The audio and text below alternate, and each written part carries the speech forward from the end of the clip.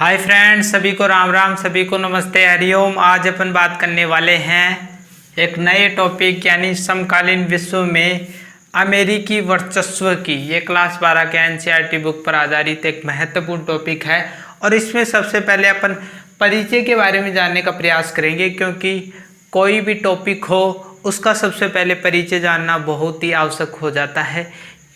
जब अपन परिचय जान लेते हैं तो बहुत सारी चीज़ें क्लियर हो जाते हैं कि अपन इस यूनिट में ये चीज़ें पढ़ने वाले हैं। तो शुरू करते हैं इस टॉपिक को। यदि आप हमारे यूट्यूब चैनल पर नए हो तो इस यूट्यूब चैनल को आप सब्सक्राइब भी कर सकते हो।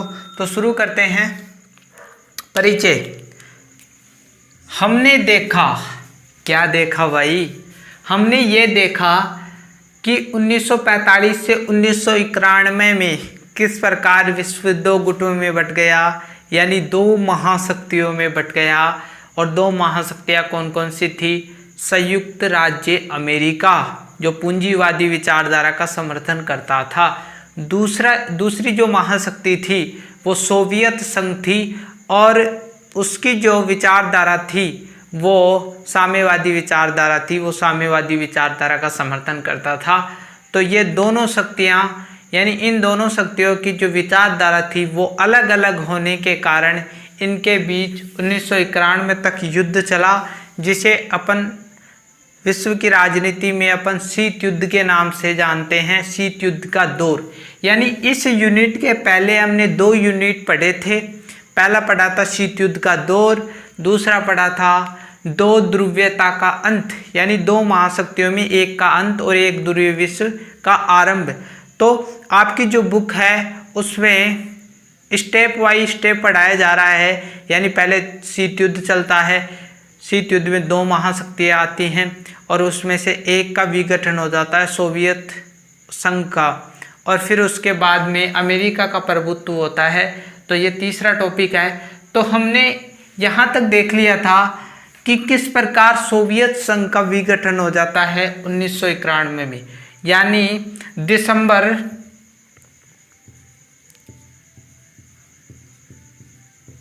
1991 में सोवियत संघ का विघटन हो जाता है। सोवियत संघ, यानी सोवियत संघ का विघटन हो गया और विश्व में सिर्फ एक ही महाशक्ति बच गई और वो थी संयुक्त राज्य अमेरिका। इसे ही अपन और इसमें ये जानेंगे कि अमेरिका का वर्चस्व, यानी एक महाशक्ति बची तो उसे अमेरिका का वर्चस्व ही तो कहा जाएगा। यानी अमेरिका विश्व की महाशक्ति बचा तो अमेरिका वर्चस्व, यानी अमेरिकी प्रभुत्व की स्थापना किस प्रकार हुई और उसे एक ध्रुवीय विश्व का दौर भी कहा जाएगा। क्योंकि 1991 के बाद में जो दौर था वो उसको अपन एक ध्रुवीय विश्व के नाम से जानते हैं, क्योंकि एक ध्रुवीयता का, यानी एक ध्रुवीय विश्व होता क्या है वो जानो। सबसे पहले तो एक ध्रुवीय विश्व यानी विश्व में एक ही महाशक्ति का होना, और वो थी संयुक्त राज्य अमेरिका। इसके बाद अपन जानने का प्रयास करेंगे कि अमेरिका के प्रभुत्व की प्रकृति, विस्तार और सीमाएं, यानी अमेरिका के प्रभुत्व यानी विश्व में महाशक्ति बनने की, एक ही महाशक्ति बनने की प्रकृति क्या रही, यानी वह विश्व की महाशक्ति बन गया, उसके पीछे क्या कारण रहे? क्या उद्योग धंधे महत्वपूर्ण रहे? क्या वहाँ के नागरिक महत्वपूर्ण रहे? या वहाँ की वैज्ञानिक जो तकनीकी थी वो महत्वपूर्ण रही? किस प्रकार अमेरिका विश्व में एक महाशक्ति बनकर उभरा और उसकी टक्कर लेने वाला अब कोई नहीं बचा था 1991 के बाद। क्योंकि मैं बार बार रिपीट कर रहा हूँ कि सोवियत संघ का विघटन हो गया था, अब विश्व में अमेरिका की टक्कर लेने वाला कोई नहीं बचा और आज भी उसकी टक्कर लेने वाला कोई नहीं है। विश्व की महाशक्ति संयुक्त राज्य अमेरिका ही है। ठीक है, इसके बाद में विस्तार जानेंगे कि विस्तार उसका किन किन क्षेत्रों तक है, यानी वो संपूर्ण विश्व तक उसका क्षेत्र, या क्षेत्र तक विकसित है, यानी किन किन क्षेत्रों पर उसका अधिकार हो चुका है, कौन कौन से देश उस पर आश्रित हैं, वो सारा अपन डिस्कस करेंगे इस यूनिट में। इसके बाद आप देखोगे कि इसकी सीमाएं, उसकी सीमाएं किन किन क्षेत्रों तक लगती हैं, वो सारा डिस्कस करने वाले हैं, ठीक है। इसके बाद अपन देखेंगे कि खाड़ी युद्ध, खाड़ी युद्ध से ही इस यूनिट का आरंभ होता है। खाड़ी युद्ध से ही अमेरिका के विश्व में प्रभुत्व की शुरुआत होती है। और इसके बाद अपन देखेंगे कि इराक हमला, और इराक हमला अमेरिका की अगुवाई में किया गया था, इसके बारे में आगे जानेंगे। यानी अमेरिका की अगुवाई में ये सब किया गया था, ठीक है। तो मैं इसको मिटा देता हूँ, बोर्ड पर जगह नहीं है, फिर ऐसे बढ़ जाता है बोर्ड तो अच्छा नहीं लगता। तो इराक जो हमला हुआ था वो अमेरिका की अगुवाई में हुआ था, और खाड़ी युद्ध और इराक हमला इसके बारे में डिस्कस करेंगे, ठीक है। इसके बाद अपन देखेंगे अमेरिकी वर्चस्व की राजनीतिक, आर्थिक, सांस्कृतिक पहलुओं की जांच परख करके भारत इससे निपटने के लिए क्या नीतियां अपना सकता है। यानी अमेरिका वर्चस्व, वर्चस्व का मतलब होता है प्रभुत्व, ठीक है। वर्चस्व का मतलब होता है प्रभुत्व, प्रभुत्व यानी अधिकार विश्व में। यानी अमेरिका वर्चस्व के राजनीतिक, आर्थिक, सांस्कृतिक पहलू, यानी कोई भी चीज़ होती है, कोई भी देश होगा, उसके 3-4 पहलू होते हैं, जैसे राजनीतिक, आर्थिक, सांस्कृतिक, और भी बहुत सारे पहलू होते हैं, जैसे वैज्ञानिक, सांस्कृतिक तो आ गया, यानी सामाजिक पहलू, तो बहुत सारे पहलू होते हैं। तो इसके जो पहलू हैं उनकी सबसे पहले अपन जांच करेंगे, यानी तर्कों के आधार पर जांच करेंगे, दोनों पक्षों को देखेंगे, पक्ष और विपक्ष, ठीक है। पक्ष को ही नहीं, विपक्ष को ही नहीं देखेंगे, पक्ष को भी देखेंगे, और इसकी जांच के आधार पर हम अनुमान लगाएंगे कि जो भारत है वो इस महाशक्ति से निपटने के लिए कौन कौन सी नीतियां अपना सकता है। क्योंकि अमेरिका, भारत मध्य एशिया में स्थित है, और मध्य एशिया में यूरेनियम के भंडार बहुत ज़्यादा विकसित हैं, इसलिए वो अपनी स्थिति को और सुदृढ़ करने के लिए उस यूरेनियम के भंडार पर विजय प्राप्त कर सकता है, यानी उसको अपने देश के विकास के लिए उपयोग कर सकता है। यहाँ के देशों से संधि करके कुछ वित्तीय सहायता देकर, अपनी अंडर में लाकर उसको बहुत सारी सहायता देकर अपने फायदे निकला सकता है। तो भारत इसको संतुलित करने के लिए, यानी अपनी जो शक्ति है वो अपने पास रखो, इसके लिए वो क्या नीतियाँ अपनाएगी वो सारी देखने वाले हैं। इसके बाद अपन देखेंगे, पांचवा अपन देखेंगे कि इस अध्याय के अंत में, यानी जो ये अध्याय है उसके अंत में अपन देखेंगे कि अमेरिका के सामने क्या चुनौतियां हैं। यानी विश्व की महाशक्ति अमेरिका बन गया, विश्व की महाशक्ति अमेरिका बन गया, तो अमेरिका बन गया तो क्या उसके सामने चुनौतियां नहीं आएंगी, उसके सामने बहुत सारी चुनौतियां आएंगी। क्योंकि जब मान लीजिए कोई तरक्की कर जाता है, ये मान लीजिए कि अपन का समाज ही देख लो, हमारे समाज में यदि कोई तरक्की कर जाता है, सबसे सर्वश्रेष्ठ स्थान पा लेता है, तो उसके विरोधी बहुत सारे हो जाते हैं और उसके सामने बहुत सारी चुनौतियां आ जाती हैं।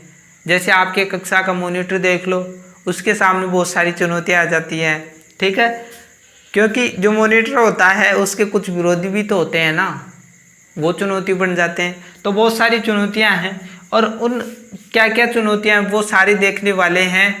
इसके पश्चात फ्रेंड्स, नई विश्व व्यवस्था की शुरुआत, आखिरकार में ये क्या है, इसके बारे में डिस्कस करेंगे। सबसे पहले ये जानेंगे कि लोगों का आश्चर्य, यानी लोगों को आश्चर्य कब हुआ। 1991 के पहले की बात है, जब विश्व 2 गुटों में बटा हुआ था, संयुक्त राज्य अमेरिका और सोवियत संघ। दिसंबर 1991 को जब सोवियत संघ का अचानक विघटन हो गया, सोवियत संघ यानी सोवियत संघ का अचानक विघटन हो गया और इससे लोगों को आश्चर्य हुआ कि इतनी महान शक्ति सोवियत संघ जो 15 राष्ट्रों से मिलाकर बनाई गई थी उसका अचानक विघटन हो गया। इसका आश्चर्य हुआ और विश्व में एक महाशक्ति रह गई जिसे संयुक्त राज्य अमेरिका कहा जाता है। लोगों के दिमाग में ये भी आया कि दो महाशक्तियाँ थी जिसमें सोवियत संघ के विघटन होते ही उसका तो कोई अस्तित्व ही नहीं रहा और जो महाशक्ति विजय हुई थी यानी संयुक्त राज्य अमेरिका, वो कितनी ताकतवर बन गई। ऐसा लोगों के दिमाग में यानी लोगों के दिल में आश्चर्य हो रहा था कि ऐसा कैसे हो सकता है, दोनों महाशक्तियाँ कितनी शक्तिशाली थी और सोवियत संघ का विघटन हो गया।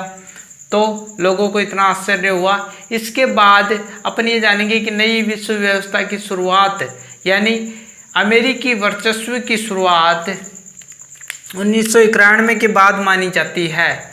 यानी 1991 के बाद ही जब सोवियत संघ का विघटन हो गया था, दिसंबर 1991 को मैं बार बार रिपीट कर रहा हूँ, दिसंबर 1991 को सोवियत संघ के विघटन होने के बाद ही अमेरिकी प्रभुत्व यानी वर्चस्व की शुरुआत हुई। विश्व में महाशक्ति अमेरिका ही रह गया था। उसी ने ही नई विश्व व्यवस्था की शुरुआत की थी। अगस्त 1990 की बात है। अगस्त 1990 को इराक ने कुवैत पर हमला कर दिया। यानी इराक ने कुवैत पर हमला कर दिया और उस पर अधिकार कर लिया तेजी से। अधिकार करने के बाद विश्व की जो राजनीतिक पार्टियां थी उन्होंने इराक को समझाया कि आप जो कुवैत है उस पर जो अधिकार कर रखा है उस अधिकार को वापस ले लो, कुवैत को स्वतंत्र कर दो। लेकिन क्या हुआ कि जो इराक था उसने कुवैत को स्वतंत्र करने से मना कर दिया। इतनी राजनीतिक पार्टियां इराक को समझा रही थी कि आप जो संयुक्त राष्ट्र संघ है उससे पंगा मत लो, आप कुवैत पर अपना अधिकार हटा लो। लेकिन इराक किसी की भी नहीं सुना और आगे एक्शन क्या हुआ कि जो संयुक्त राष्ट्र संघ है यूएनओ, सबसे पहले संयुक्त राष्ट्र संघ यूएनओ के बारे में थोड़ा जानो, बार बार मैं बताता रहता हूँ। यूएनओ का यानी संयुक्त राष्ट्र संघ को यूएनओ के नाम से भी जाना जाता है। यूएनओ की फुल फॉर्म, यू का मतलब यूनाइटेड, एन का मतलब नेशनल और ओ का मतलब ऑर्गेनाइजेशन, यानी संयुक्त राष्ट्र संघ। संयुक्त राष्ट्र संघ विश्व स्तर पर ऐसी संस्था है जो विश्व में शांति व सुरक्षा की बात करती है। ये संयुक्त राष्ट्र संघ है और संयुक्त राष्ट्र संघ में विश्व के बहुत सारे देश मिले हुए हैं और कोई भी मुद्दा होता है तो साथ में बैठकर सभी करते हैं। 5 स्थायी सदस्य हैं, ठीक है।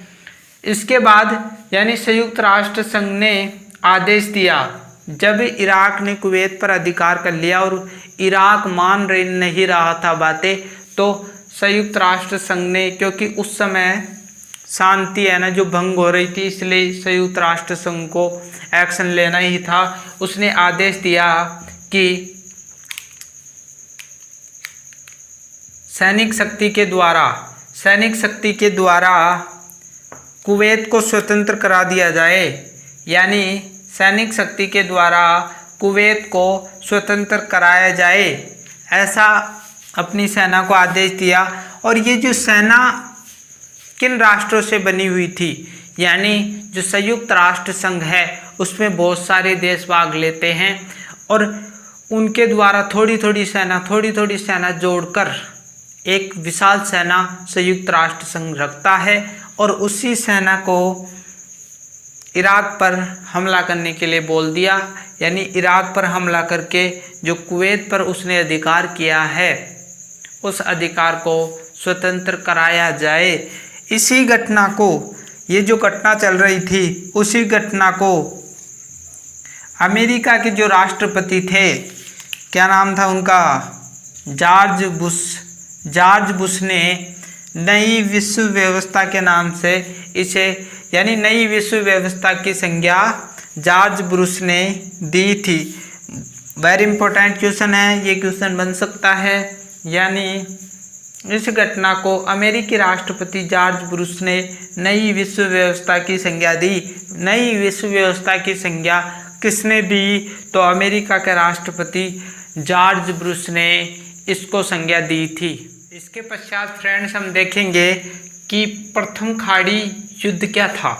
ठीक है, अब तक हमने ये डिस्कस कर लिया कि अगस्त 1990 को इराक ने कुवैत पर आक्रमण करके तेज़ी से उस पर अधिकार कर लिया और विश्व की जितनी भी राजनीतिक पार्टियां थी उन राजनीतिक पार्टियों ने इराक को समझाने का प्रयास किया कि आप कुवैत पर अपना अधिकार हटा लो, इसी में आपकी भलाई है। लेकिन इराक ने कभी नहीं ये बात मानी और बात न मानने का नतीजा था कि संयुक्त राष्ट्र संघ ने, जिसने एक विशाल सेना तैयार करके इराक पर आक्रमण करके अपना अधिकार कर लिया, यानी वहाँ से कुवैत से इराक को स्वतंत्र करा दिया। इराक का जो अधिकार था कुवैत पर उसको स्वतंत्र करा दिया, जिसे खाड़ी युद्ध के नाम से जानते हैं। ठीक है, तो जो संयुक्त राष्ट्र संघ था उसने 34 देशों की मिली जुली सेना, यानी 34 देश, यानी संयुक्त राष्ट्र संघ में जितने भी सदस्य भाग ले रखे थे, यानी जिनकी भी सदस्यता थी संयुक्त राष्ट्र संघ में, क्योंकि संयुक्त राष्ट्र संघ बहुत सारे देशों से मिलकर बना था, और उसमें से जो 34 देशों की मिली जुली सेना और उसकी संख्या थी 6,60,000, यानी 6,60,000 34 देशों की कुल मिली जुली सेना थी। और उस सेना को मिलाकर इराक पर टूट पड़ा, यानी ये सेना 6,60,000 जो भारी सेना थी वो इराक पर टूट पड़ा और उस पर आक्रमण करके कुवैत को स्वतंत्र करा दिया। कुवैत को इराक से स्वतंत्र करा दिया गया। इसे ही अपन प्रथम खाड़ी युद्ध के नाम से अपन जानते हैं। इसका एक और नाम है ऑपरेशन डेजर्ट स्मार्ट की संज्ञा भी इसे दी गई है। इसे एक और कहा गया है कि अमेरिकी सैन्य अभियान भी कहा जाता है। लेकिन एक बात मेरे समझ में नहीं आई है और आपके माइंड में भी एक बात चल रही होगी कि ये तो संयुक्त राष्ट्र संघ ने 34 देशों को मिलाकर एक सेना तैयार करके इराक पर हमला किया था और कुवैत को आज़ाद करवाया था, लेकिन इसे अमेरिकी सैन्य अभियान क्यों कहा गया? क्योंकि इसे अमेरिकी सैन्य अभियान इसीलिए कहा गया था क्योंकि इसमें अमेरिका की भूमिका ज़्यादा थी। उस समय के जो जनरल थे, यानी अमेरिका के जनरल नॉर्मन श्वार्ज़काउ, यानी जनरल नॉर्मन श्वार्ज़काउ अमेरिका के प्रमुख जनरल थे और उसने इस सेना को, यानी 6,60,000 सेना के ये प्रमुख थे। ये बहुत बड़ी बात हो गई।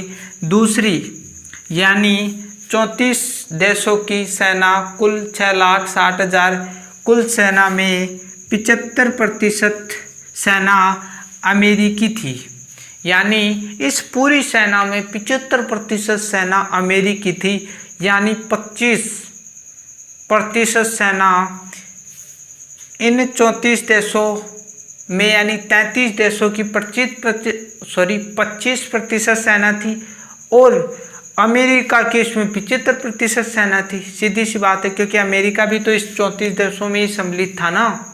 तो ये दोनों योगदान होने के कारण इसमें अमेरिका की महत्वपूर्ण भूमिका मानी गई और इसे ही अमेरिकी सैन्य अभियान के नाम से अपन जान सकते हैं। जो खाड़ी युद्ध था उसका मंजर आप देख सकते हो, स्क्रीन पर आपको दिख रहा है कि किस प्रकार सड़क के पास में गाड़ियां पड़ी हुई हैं और इतना भयावह हमला हुआ था कि इराक को आखिरकार अपने पैर उठाने ही पड़े। आप चित्र में आसानी से देखकर समझ सकते हो और अपनी यादों को और भी कामयाब कर सकते हो, यानी कभी नहीं भूलोगे जो मैं पढ़ा रहा हूँ। और यदि वीडियो अच्छी लगे तो लाइक, सब्सक्राइब और कमेंट करना ना भूलें। आपके लिए ही पढ़ाया जा रहा है, मैं नहीं पढ़ रहा, आपके लिए पढ़ाया जा रहा है। स्क्रीन पर आप पूरी तरीके से चित्र को आसानी से देखकर इस जो ये यूनिट है उसको आप प्रथम खाड़ी युद्ध है उसको स्पष्ट तरीके से देख सकते हो। चलो आगे देखते हैं। आगे इराक के राष्ट्रपति, यानी उस समय जब इराक पर हमला हुआ उस समय वहाँ के राष्ट्रपति थे सद्दाम हुसैन।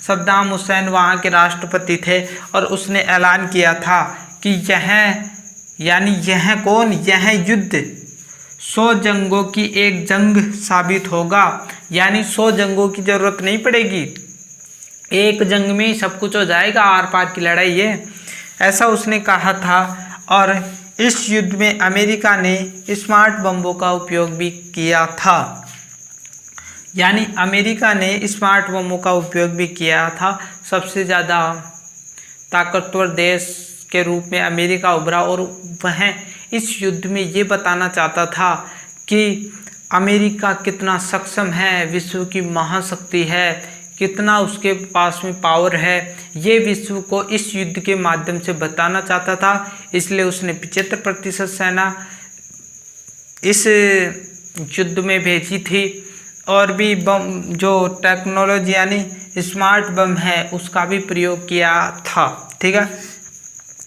इस युद्ध को टीवी पर भी दिखाया गया, यानी जो ये युद्ध चल रहा था उसको लोग टीवी पर देख रहे थे कि किस प्रकार क्या क्या हो रहा है इराक में, बड़ी कवरेज चल रही थी न्यूज़ चैनलों पर। तो इस प्रकार का आपने कभी देखा है कि युद्ध को टीवी पर दिखा दिया गया हो? नहीं ना। तो सब कुछ देख रहे थे टीवी पर कि कितना बुरा हाल हो रहा है इराक का। और एक रिपोर्ट सामने आई है और उस रिपोर्ट में कहा गया है कि अमेरिका ने इस युद्ध में काफ़ी रकम कमाई,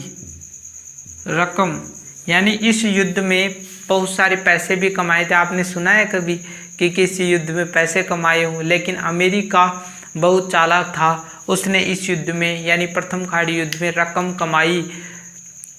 रिपोर्ट कहती है कि अमेरिका ने जितना युद्ध में पैसा खर्च किया था उससे ज़्यादा तो उसने जर्मनी,